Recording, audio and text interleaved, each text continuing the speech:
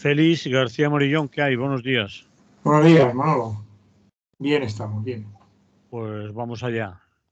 Vamos a contarle cosas a la gente. Tenemos algunas informaciones que han sucedido estos días que vale la pena reflexionar sobre ellas o charlar un poco sobre ellas.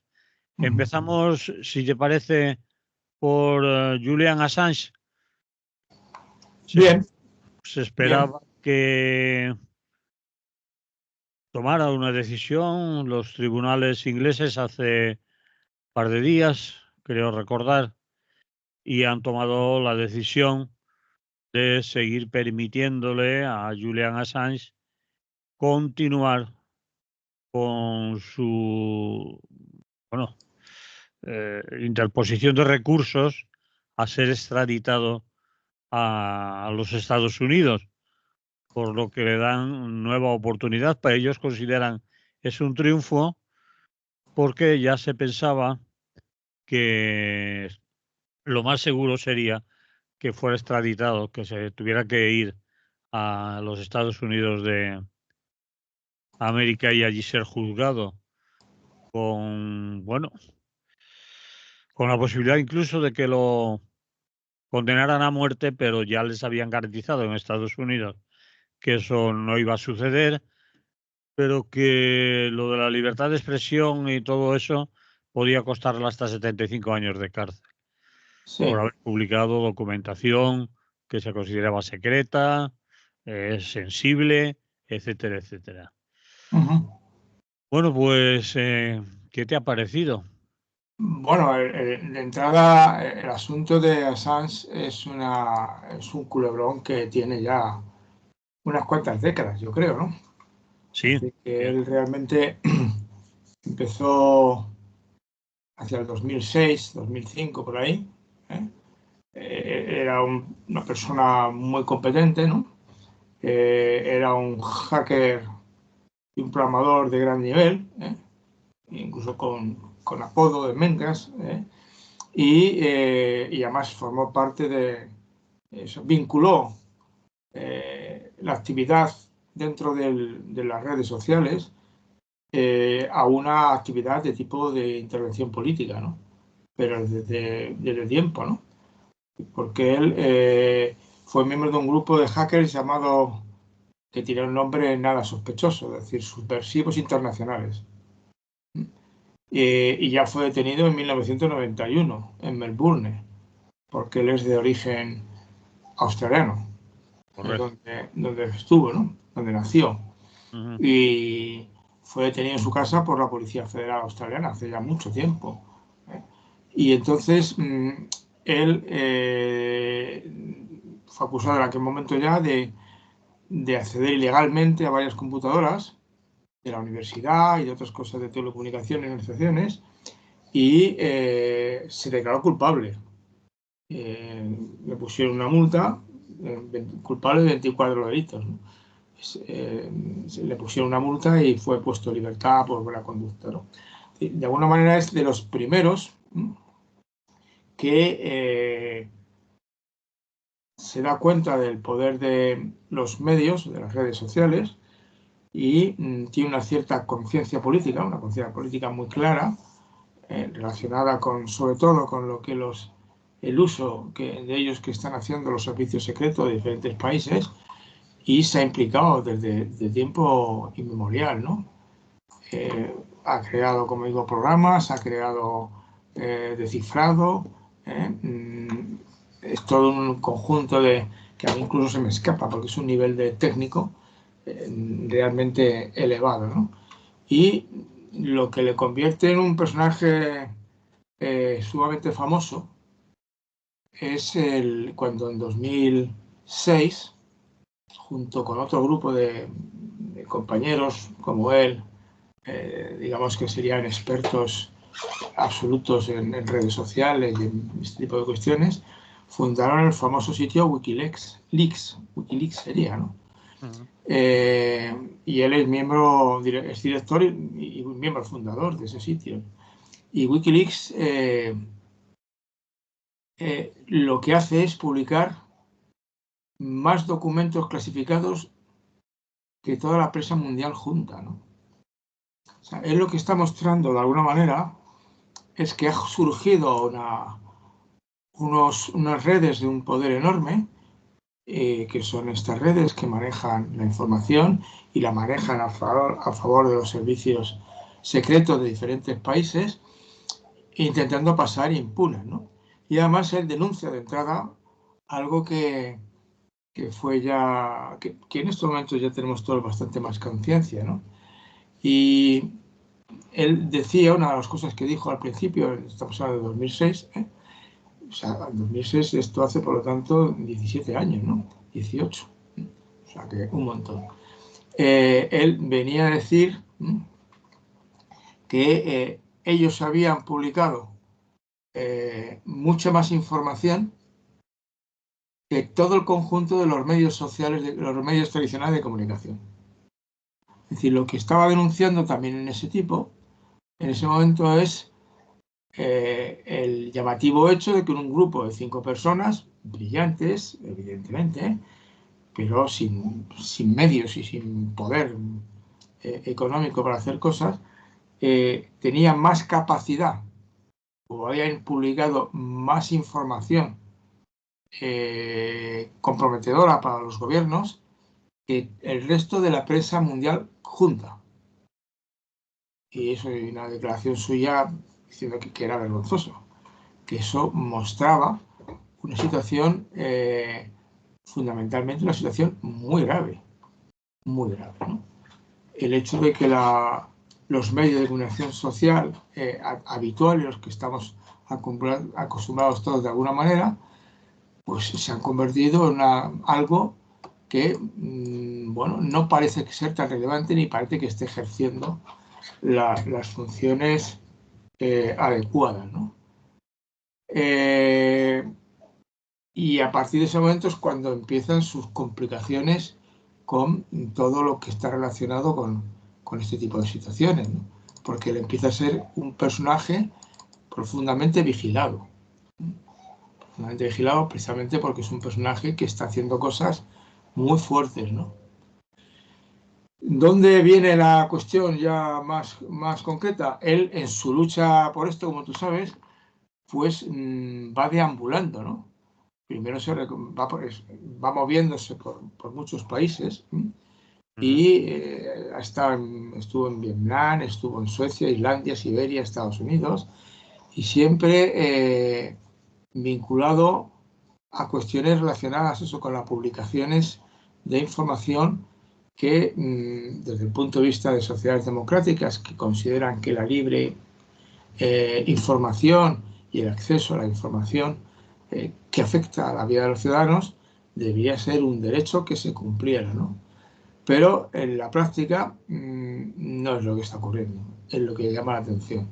Entonces, eso es lo que él en Wikileaks publica los asuntos del ataque aéreo en Bagdad del 12 de julio de 2007 y se relaciona con agencias de noticias como Al Jazeera, en inglés CNN, La Democracia Ahora, o sea, con bastantes, ¿no? Y entonces sigue esa campaña permanente, lo cual le convierte en una persona muy complicada para el sistema, ¿no? Y empieza a tener problemas con la justicia en todas partes. En 2010 solicita permiso de trabajo y residencia en Suecia porque considera que Suecia es un país defensor de derechos humanos, pero la dirección de migración sueca no le admite, o sea, no le deja entrar en Suecia, ¿no? Y incluso participa en la acusación lanzada contra Assange de violaciones a mujeres relaciones sexuales forzadas a mujeres internos, y entonces hacen la acusación, luego la retiran y desde entonces ese tema también ha sido importante, ¿no? El caso de acusarle de acoso a las mujeres, de abusos sexuales en las relaciones, y eso le lleva a seguir oculto. Es una persona que se acostumbra a vivir oculto, y es cuando hay una orden estas de la Interpol de máxima prioridad, en cual se pide precisamente la extradición de Assange a Suecia, y termina siendo detenido por la Policía Metropolitana de Londres. Y es en Londres donde lleva mucho tiempo, ¿no? O sea que lo que es una figura emblemática, ¿no?, de la capacidad que puede tener gente de la sociedad civil de incidir en la lucha por conseguir una información más veraz y mucho más creíble, pero al mismo tiempo es una situación en la cual se prueba de que se pueden hacer cosas contra lo que está ocurriendo. Lo cual, como digo, yo creo que es muy importante eso, evidentemente. El garantizar que la gente puede tener acceso. Lo que sí es cierto es que él pagó y sigue pagando unas condiciones de vida bastante duras. De hecho, en su lucha para no ser extraditado, sobre todo a Estados Unidos, donde podría seriamente ser condenado a pena de muerte, porque está acusado de espionaje y alta traición, por haber revelado secretos importantes, ¿no? Ya digo que es una situación realmente curiosa, ¿no?, de alguien que, por un lado, muestra las debilidades, los puntos flojos del sistema oficial, pero al mismo tiempo tiene que vivir en condiciones permanentes, absolutamente de dificultades de vida muy notables, ¿no?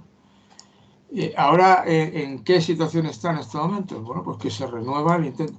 Él, ¿te acuerdas que pidió ser la ciudadanía en Ecuador? Estuvieron a punto de concederla, pero eso le hubiera permitido estar más protegido respecto a una extradición. Pero al poco la oferta de Ecuador se rompió, supongo yo que por las presiones correspondientes, que impedían evidentemente el hacer caso a lo que él estaba ejemplificando y llevando adelante, ¿no?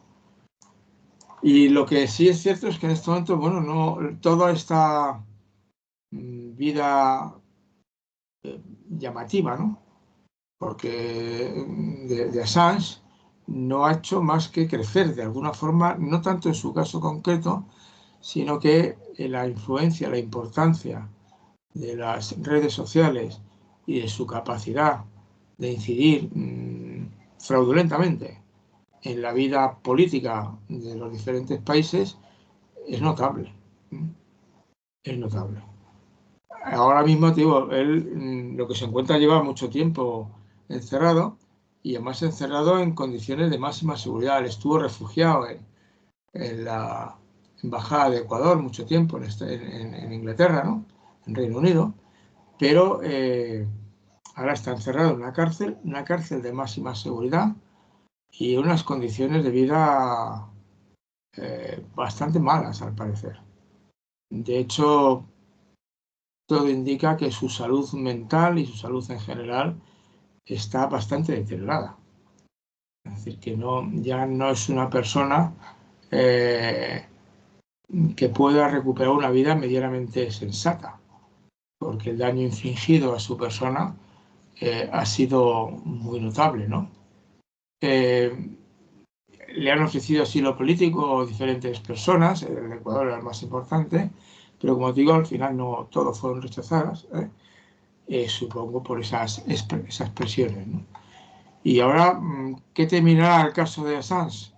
Pues sigue teniendo gente que se moviliza, que le defiende, que hace cosas para conseguir que se frene la situación en la que se encuentra, que que luchan para evitar que llegue al último nivel, pero sí que es cierto que las dificultades de conseguirlo son grandes. Entre otras cosas porque sí que es cierto también parece ser que su estado de salud y su estado de equilibrio mental, lo cual no me extraña, porque si te pasas tantos años en condiciones tan lamentables y además en condiciones en las que estás siendo constantemente vigilado, acosado y eres consciente de que las fuerzas muy poderosas del mundo están haciendo todo lo posible ¿eh? Para conseguir pillarlo y llevarle a una condena ejemplar, ¿no? O una condena muy grave. Posiblemente, te digo, si cae en manos de Estados Unidos podría llegar a pena de muerte, porque en Estados Unidos sí hay pena de muerte, aunque es muy posible que si le extraditan desde un país que no tiene pena de muerte, pues posiblemente podrían, porque eso es lo habitual, ¿no? Bueno, esa era Exigir. Feliz y ahora una de las garantías que pedían los tribunales ingleses, entre otras, Claro, claro. para su extradición. Parece que se le han garantizado que la pena de muerte no iba a suceder, que esa condena no se iba a dar, pero sí 75 años quizás de cárcel por la revelación de secretos que ellos consideran eh, secretos militares y secretos de Estado. Y Sí. bueno, eso es prácticamente para él una condena a cadena perpetua con la edad que tiene y en la situación que tú has nombrado de salud en la que se encuentra. Lo que le permiten en Londres es seguir recurriendo, porque va a haber más juicios, obviamente, y Estados Unidos no ha renunciado para nada a su extradición, aunque le han pedido a Biden que lo reconsidere y que se olvide del caso y que lo deje ya, entre comillas, en paz. Veremos. Sí, sigue. Es difícil, yo te digo, porque cuando estaba en la embajada de Ecuador, en el Reino Unido, la policía entró a la embajada con permiso de Ecuador. O sea, Sí, que bueno, cuando cambió dejaron. el gobierno, ¿Eh? Cuando Correa perdió las elecciones y ganó el que está ahora en el poder, Leí Moreno. sí, ese permitió que la policía entrara en la embajada y le detuviera. Sí, porque además se tomó el lujo de unas cosas que he leído para esta conversación contigo, es que le llamaba hacker miserable y malcriado, ¿no? Es cierto que tenía un cierto elitismo personal, un cierto sentido de que estaba por encima del común de los mortales, y yo creo que en parte estaba por encima del común de los mortales. Porque,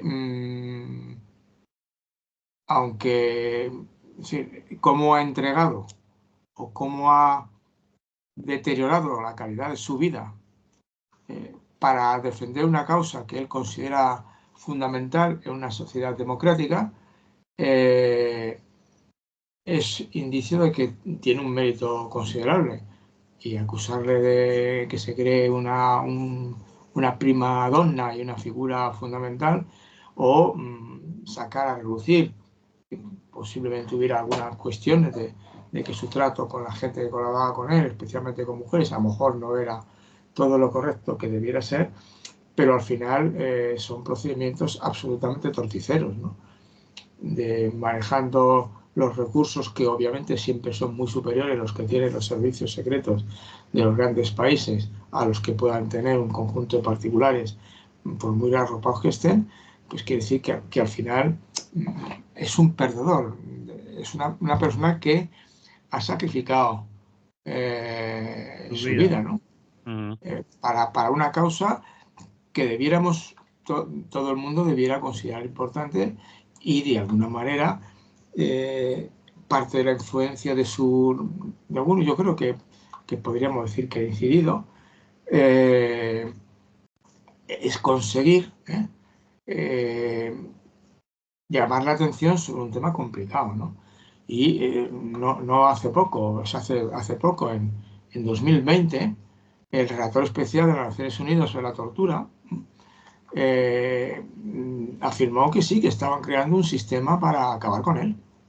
¿Eh? Y aunque se le pidió a Trump que antes de abandonar le indultase, por ser un hombre que había sufrido injusticia, persecución, humillación durante más de una década simplemente por decir la verdad, pues resulta que el hombre tampoco, o sea, al final es que no tiene ningún apoyo, ¿no? Y no sé, que ha vivido unas condiciones muy fuertes, un nómada permanente, una persona siempre cambiando de teléfono móvil, cambiando de direcciones electrónicas, siempre con la conciencia, no era un síndrome de persecución, no es que le estaban persiguiendo.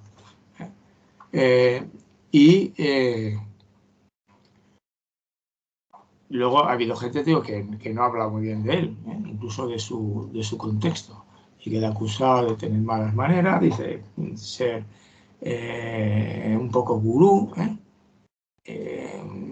y que le acusaba incluso de haber cultivado ese aspecto. Pero yo creo que al final el problema es que se enfrentó a gente seria como el Departamento de Defensa de Estados Unidos, ¿no? El Pentágono, y el ataque famoso aéreo en Bagdad del 12 de julio de 2007, o sea, ha hecho cosas sacando las vergüenzas del personal, ¿no? Y en la guerra de Afganistán, en la guerra de Irak, y te das cuenta que luego incluso los países más oficialmente agradables, bonitos, los más como Suecia, ¿no? Que es la pera de los derechos humanos, pues ha sido de los que no ha tenido ningún problema en entregarlo, ¿no? Incluso dar pábulo a todas esas acusaciones de abusos sexuales, de acusaciones y abuso con mujeres, como digo, que era normal, ¿no? Que era un poco extraño, pero nunca se sabe, ¿no?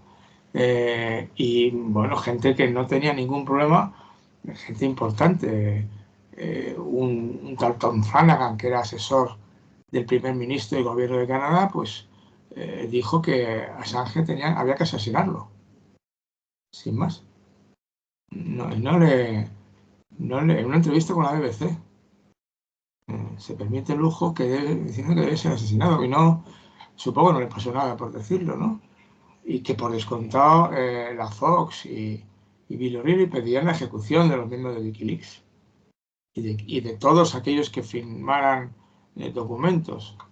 Al que pillaron en condiciones, ¿te acuerdas? Fue un soldado, que ahora no me acuerdo, un marine de Estados Unidos jovencito, que sí que le emplumaron bien en Estados Unidos. Ahora no me acuerdo de su nombre. Pero vamos, sí, claro, y obviamente ha tenido también defensores.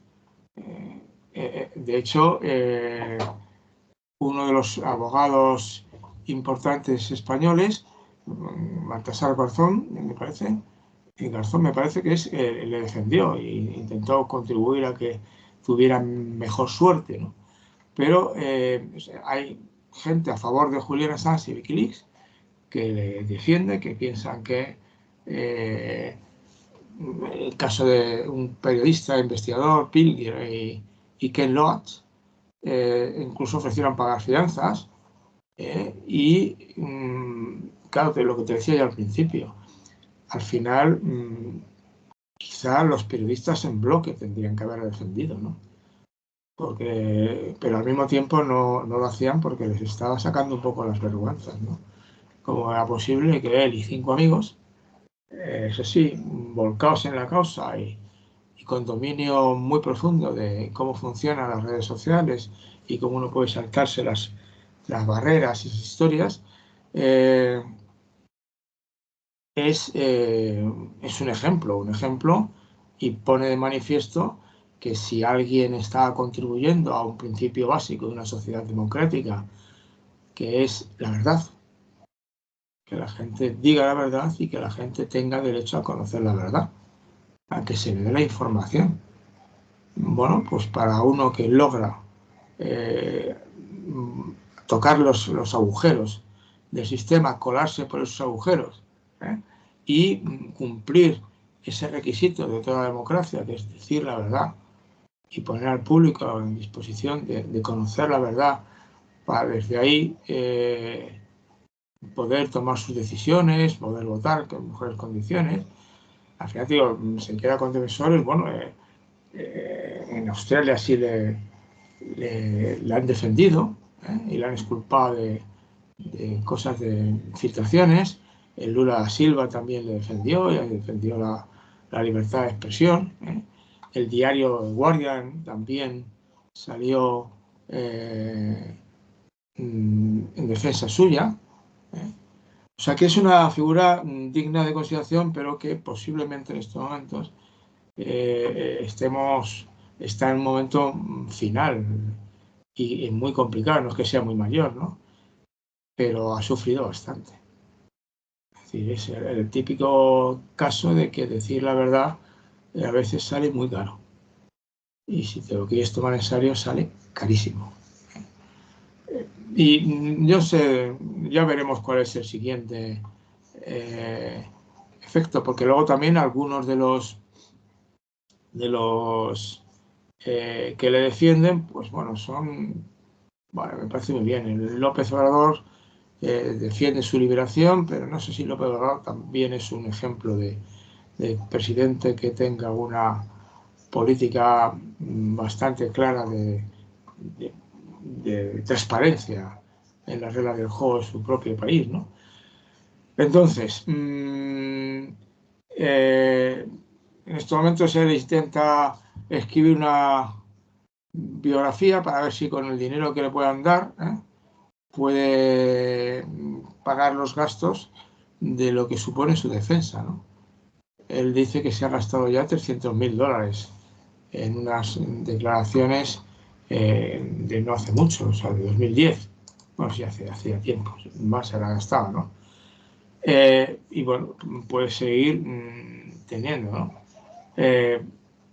Ya veremos de lo que termina él y además de lo que está representando en estos momentos, que hay muchos teóricos que están analizando y denunciando toda esta situación en la que decir la verdad está muy vigilado y la capacidad de que la verdad llegue a la gente es más complicada.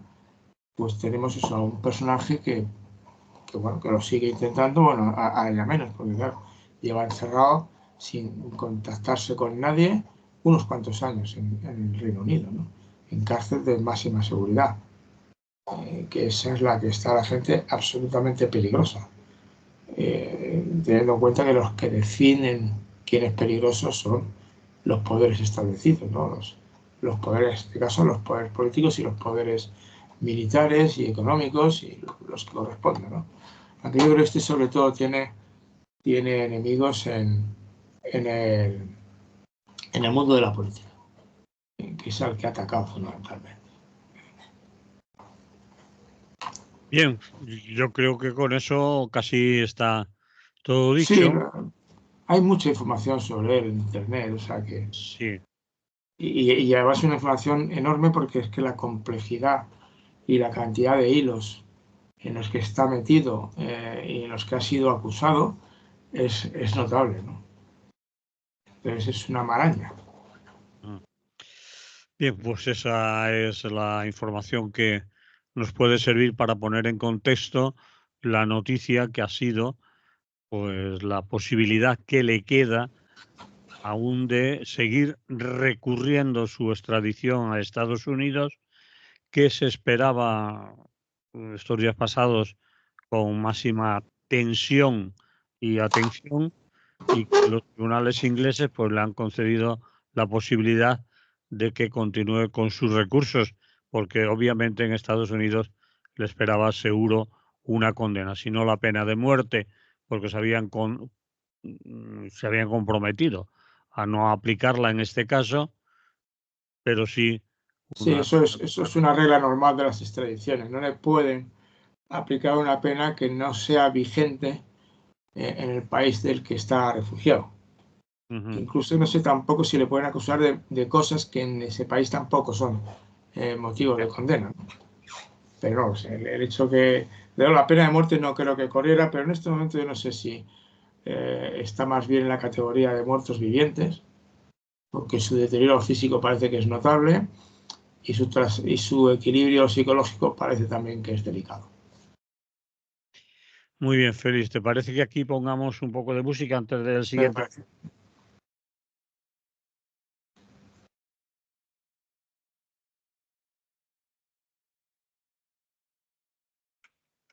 Pues continuamos en Es lo que hay. Continuamos con Félix García Morillón y teníamos la intención también de hablar de el fiscal de la Corte Penal Internacional que ha pedido órdenes de arresto contra Netanyahu, contra su ministro de Defensa y líderes, también los líderes de Hamas.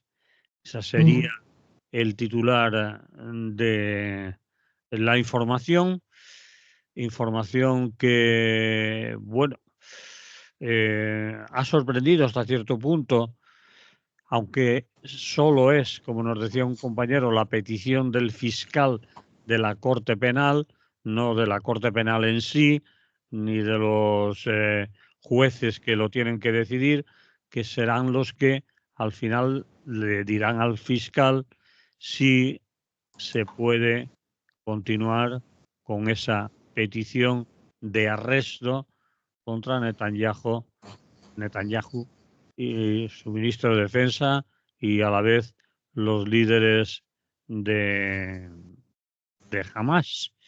De eso queríamos hablar. Biden ha hecho sus declaraciones y, como era de esperar, ha dicho que es una barbaridad, bueno, con otras palabras, que no es justo, que allí no hay para nada, ningún motivo para pedir ese arresto por parte de la Corte Penal Internacional, que no hay ningún caso de genocidio, etcétera, etcétera. Por ese tema queríamos también hablar y que nos dieras tu opinión, tu punto de vista. Bueno, yo te dije, creo que comenté un día contigo, ¿no? Cuando presentaron la queja, la demanda, ¿no? En el Tribunal, en el Tribunal de Derechos Humanos de la Corte Penal Internacional, yo te comenté, bueno, que eso era un logro importante, porque al final la Corte Penal Internacional no es ninguna broma. Sí. Y tiene capacidad de lanzar órdenes de... todo el mundo sabe, de hecho, que tienes una capacidad muy limitada, que solo si al final cuenta con el consentimiento de poderes fácticos políticos, sobre todo políticos, en el exterior, y supongo que por detrás de los políticos también pueden estar económicos, lo que dice la Corte Penal Internacional va adelante, ¿no?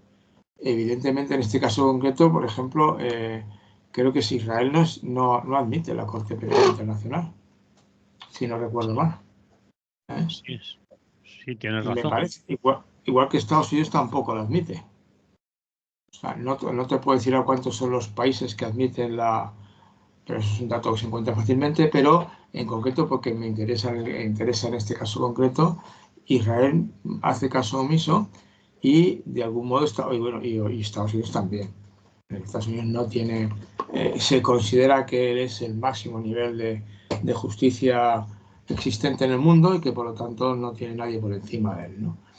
Más que el propio, en fin, que es su propio Estado.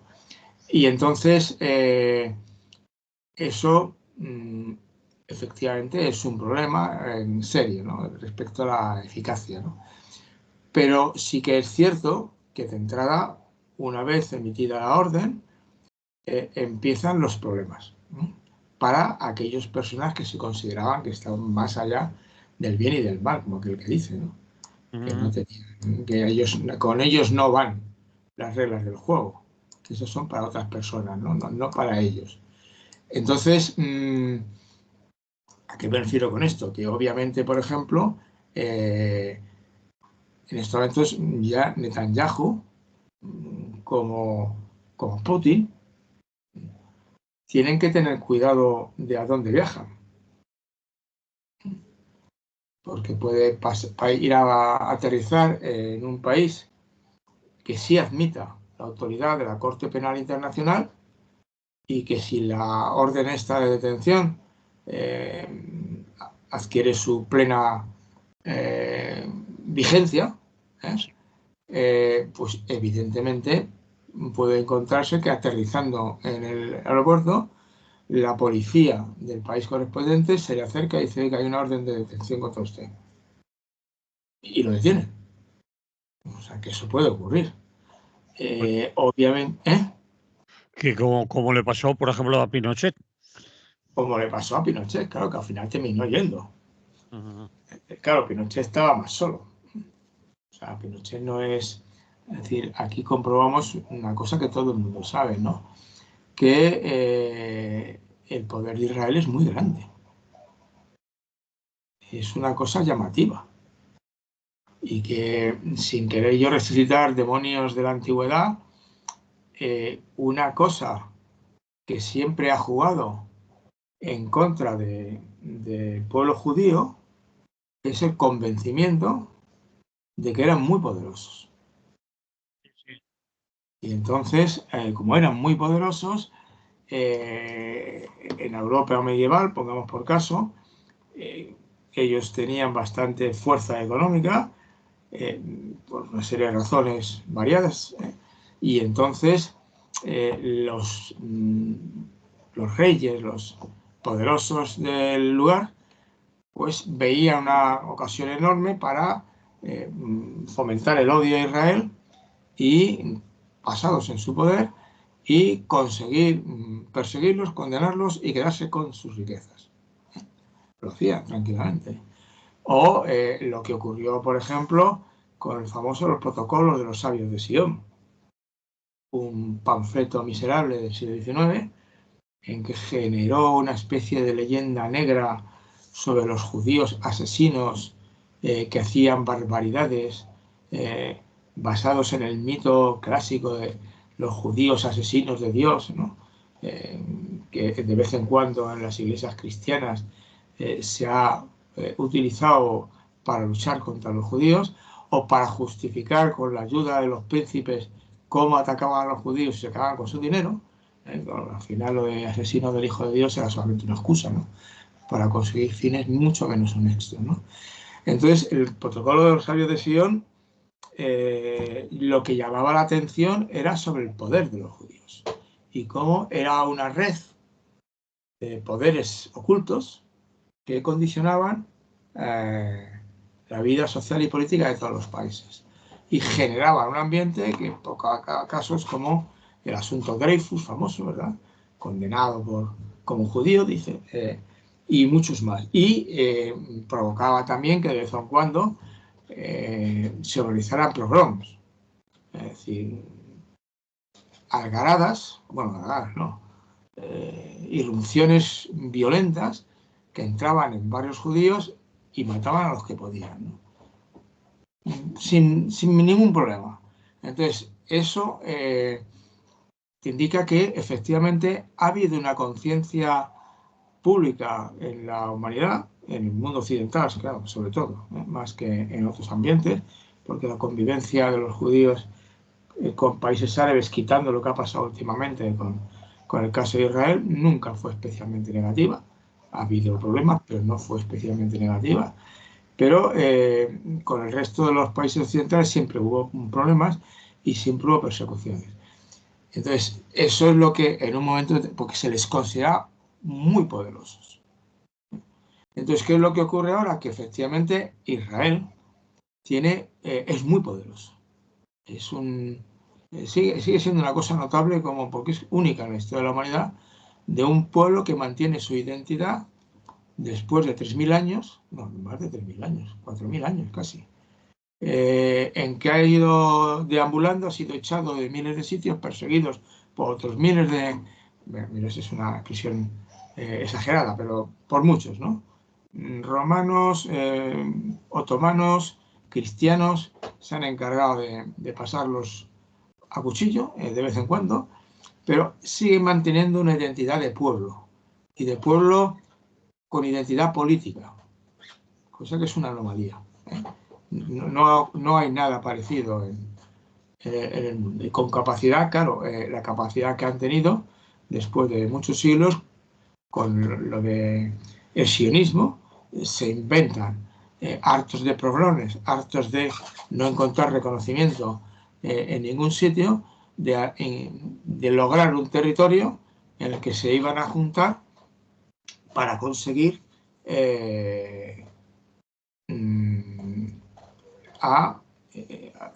conseguir el poder ahí y ocupar una tierra en la que tendría su propio poder político, ¿no? ¿Qué es lo que ocurre? Que de alguna manera, entonces, en estos momentos, el tribunal se ha metido con ellos, el Tribunal Internacional Penal, ¿eh? Y el resto se van a encontrar con problemas. Ha hecho bien desde mi punto de vista, porque lo que ha cogido el criterio para hacer esto es crímenes de guerra. O sea, considera que además la reacción de Biden puede ser todo lo histérica que quiera a favor de Israel y en contra de la Corte Penal, pero tú recordarás que no hace pocos días, bueno, hace pocos días, hace una semana, Estados Unidos dijo que a Israel, le dijo, para ya, que sí que hay indicios de que estás haciendo cosas que no son genocidio posiblemente, es un término que en España hemos aceptado con cierta facilidad, no son propiamente genocidas, pero sí son crímenes de guerra. Crímenes de guerra porque realizan operaciones militares que tienen un coste en vidas humanas y en destrozo no justificado. En destrozo de... Ha hablado concretamente de condenar a un pueblo a morir de hambre, ¿no? Es decir... Claro, pero obviamente ellos, pero genocidio, claro, ellos te dicen, por eso la cuestión es importante, ¿eh? Y el Tribunal Penal, la Corte Penal Internacional tampoco son tontos. Meterlo del genocidio era problemático, porque hubiera sido más fácil para Israel defenderse. Porque obviamente dentro de Israel me parece que son 6 o 7 millones de palestinos los que viven dentro de Israel. Sí. Que por descontado no tienen los mismos derechos que otros ciudadanos. Pero viven allí y trabajan y se mueven. Que obviamente están más o menos maltratados. Eso es cierto. Entonces, en estos momentos, claro, la Corte Penal y los abogados de Sudáfrica y otros que entienden de justicia, si nos metemos en genocidio, vamos a tener problemas. Porque no hay efectivamente genocidio. Hubo con los armenios. Está claro. Se cargaron a los armenios directamente. Les hicieron emigrar y los llevaron andando en invierno por zonas montañosas del Cáucaso y se murieron por ser armenios. Y evidentemente los gitanos y sobre todo los gitanos y los judíos, no, sobre todo los judíos, porque eran más, y los gitanos también,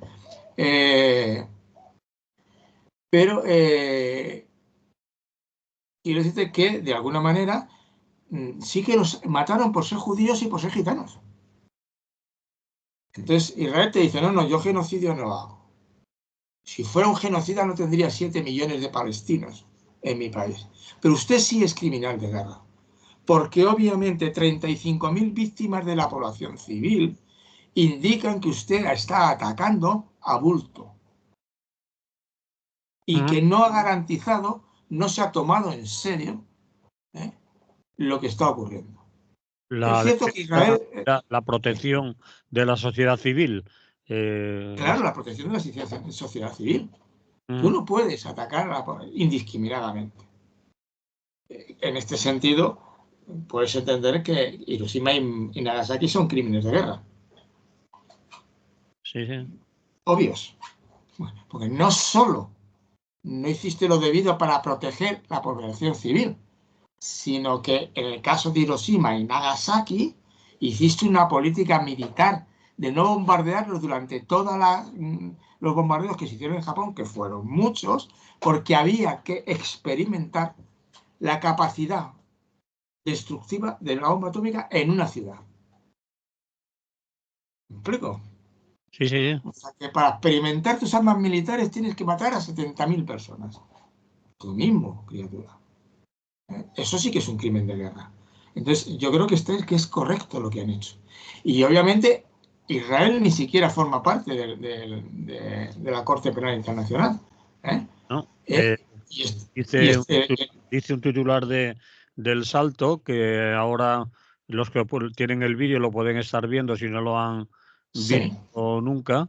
Israel es uno de los 124 países que forman parte del Estatuto de Roma, de la Corte Penal Internacional, y no la reconocen, no reconocen su jurisdicción. Como has dicho antes, tampoco lo reconoce Estados Unidos. no, claro, Estados Unidos tampoco. Es, No, es que se consideran más allá. Uno porque es el pueblo elegido, o tienen conciencia de pueblo elegido, o tienen ya una especie de síndrome del permanentemente perseguido y maltratado y denostado. ¿Eh? Y la verdad es que en la historia hay testimonios para alimentar esa conciencia, porque se les ha tratado muy mal. Esto tampoco conviene olvidarlo. Pero claro, en estos momentos, de alguna manera, ellos lo están haciendo. No creo. Cuando la Nakba, sí que es cierto que hay una guerra declarada, y además guerra que tendría que revisar ahora mismo, me parece que la declara Israel. Israel decide, yo soy un Estado y empieza la guerra. E inmediatamente todos los países de su alrededor se lanzan a la guerra.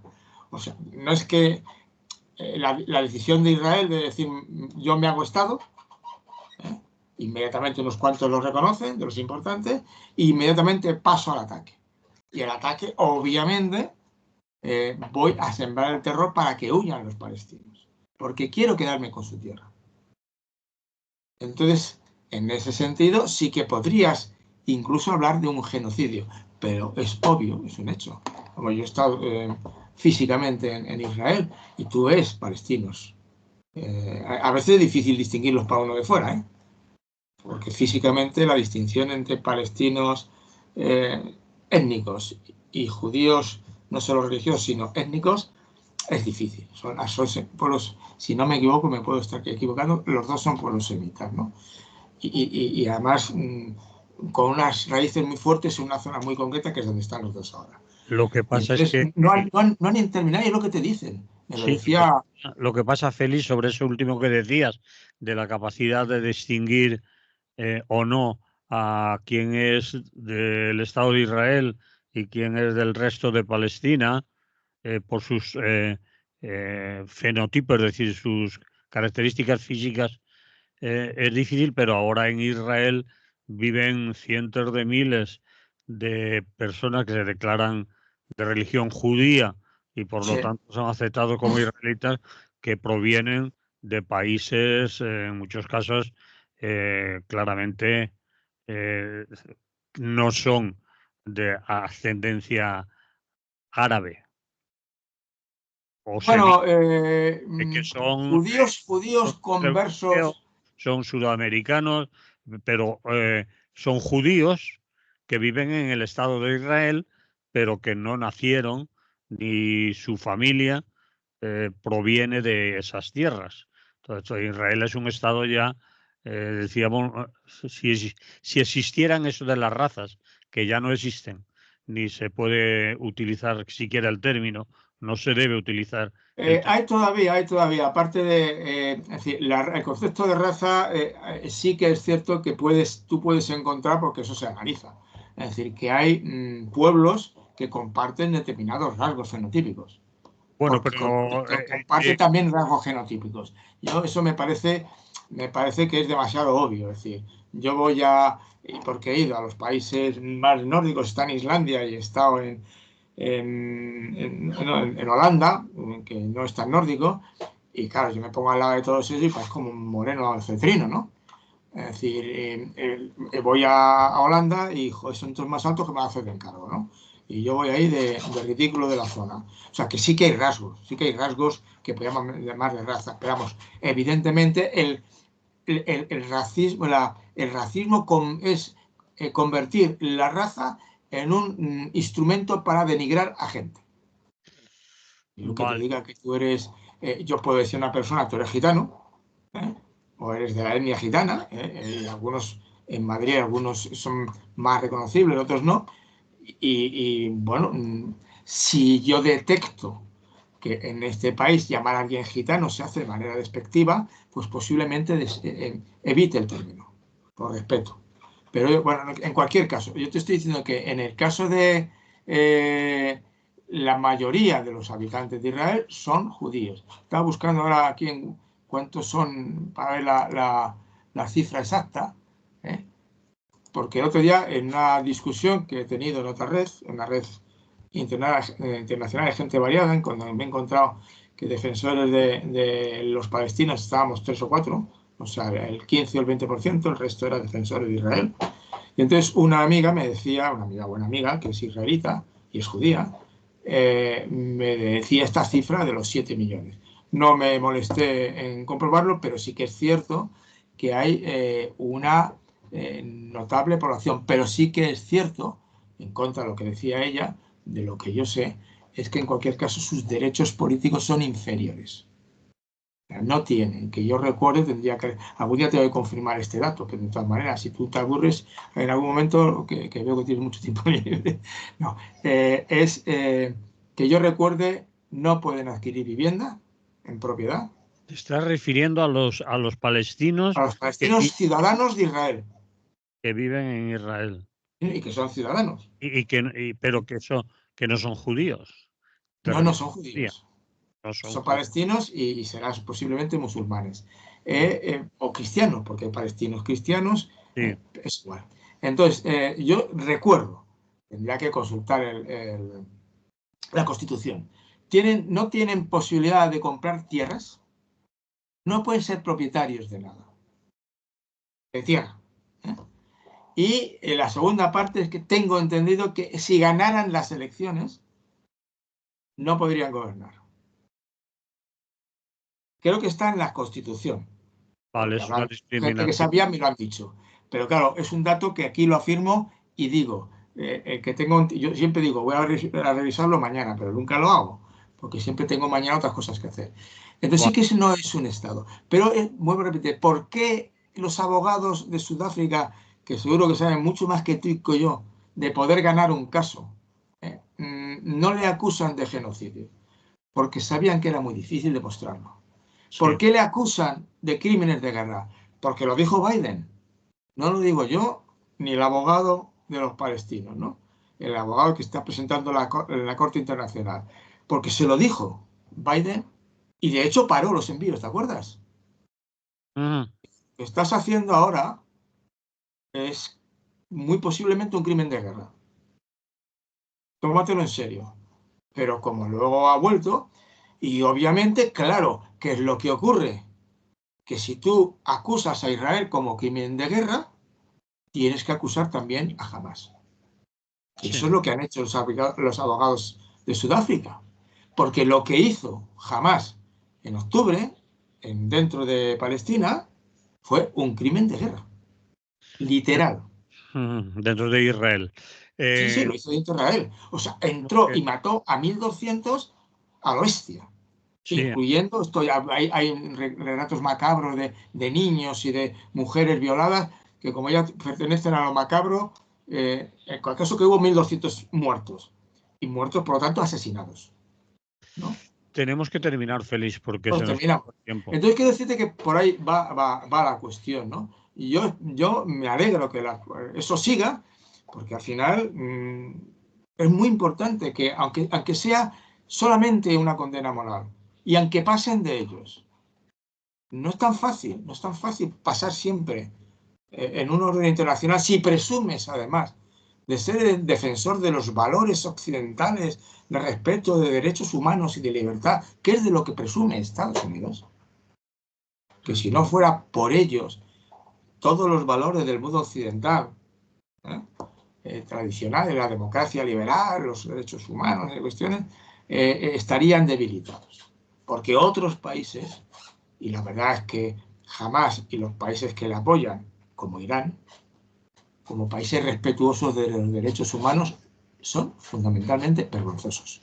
Sí, Irán es un país de vergüenza. sí, sí. Entonces, mejor no te metas por ahí, ¿eh? Tú acúsale directamente de lo que puedes acusar. Ahí hay un crimen de guerra y muy serio.